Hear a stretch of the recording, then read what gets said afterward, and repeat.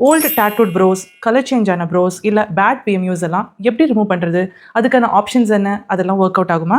அதெல்லாம் நம்ம இந்த வீடியோல பார்த்து தெரிஞ்சுக்கலாம். ஃபர்ஸ்ட் நம்ம பிஎம்யூல இருக்கிற நியூட்ரலைசேஷன் ப்ரொசீஜர். இது ஒரு சிங்கிள் சிட்டிங் ப்ரொசீஜர் கிடையாது. இதுல ஒரு ஃபியூ சிட்டிங்ஸ் தேவைப்படும். ஸோ அதெல்லாம் முடிச்சதுக்கு அப்புறம் நீங்க எதிர்பார்க்குற மாதிரி ஒரு பிக்மெண்ட் யூஸ் பண்ணி திரும்பவுமே உங்க ப்ரோவை நீங்க டிசைன் பண்ணிக்க முடியும். ஸோ இந்த ப்ரோ நியூட்ரலைசேஷன் பண்றதுக்கு ஆல்ரெடி ஆன கலர் சேஞ்ச் ரொம்ப எவிடென்ட்டா இல்லாம லைட் டு மாடரேட் லெவல் இருந்துச்சுன்னா நம்ம இந்த ப்ரொசீஜர் ஆப்ட் பண்ணிக்க முடியும்.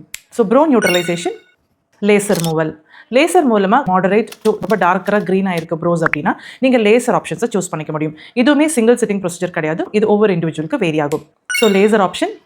Next saline removal. PMU machine சலைனை யூஸ் பண்ணி ரிமூவ் பண்ண முடியும். டெக்னிக் வைஸ் ரொம்ப சென்சிட்டிவான ஒரு ப்ரொசீஜர் அண்ட் இது கொஞ்சம் பெயின்ஃபுல்லும் கூட. அண்ட் இது சிங்கிள் சிட்டிங் ப்ரொசீஜரும் கிடையாது. எல்லாருக்குமே ஒரே மாதிரி ஹீல் ஆகுமான்னு கேட்டிங்கன்னா நாட் எக்ஸாக்ட்லி. சலைன் ரிமூவல் நீங்கள் கரெக்டாக பண்ணலைன்னா அது ப்ராப்பராக எல்லா இடத்துலையும் ரிமூவ் ஆகாமல் அங்கங்கே திட்டு ஆகிறதுக்கான சான்சஸும் இருக்குது. Saline removal is 50-50. Acidic or alkaline chemical removal. So இது மூலமாக பெயின்லெஸ்ஸாக ரிமூவ் பண்ணலாம் அப்படிங்கிறது தான் ஆப்ஷனாக சொல்லுவாங்க.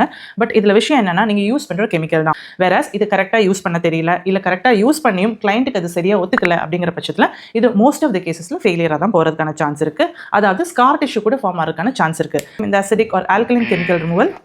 Next direct colouring. ஒரு ஓல்டு டேட்டோ ரொம்பவே கலர் சேஞ்ச் ஆன ஒரு பிஎம்யூ ஒர்க்ல நீங்க டைரக்டா கலரிங் பண்ணிட்டீங்கன்னா அது பர்ப்ளிஷ் இல்ல ப்ளூவிஷ்ங்கிற மாதிரி வேற ஒரு டிஃப்ரெண்ட் டோன்ல தான் அது ஹீல் ஆகி வரும். So which is not acceptable. So direct colouring is also. Hope this video helps you all. See you again in the next video.